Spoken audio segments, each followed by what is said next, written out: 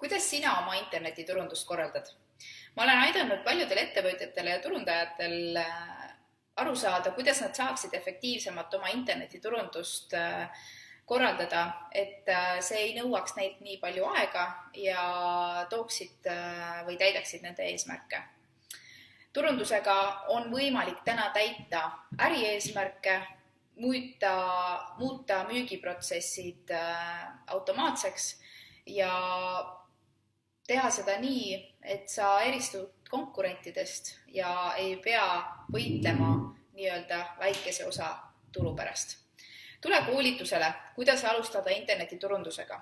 Registreeri ennast ja osale koolitusel juba 10. novembril ja ma näitan sulle ka, kuidas efektiivselt ja tulemuslikult korraldada internetiturundust.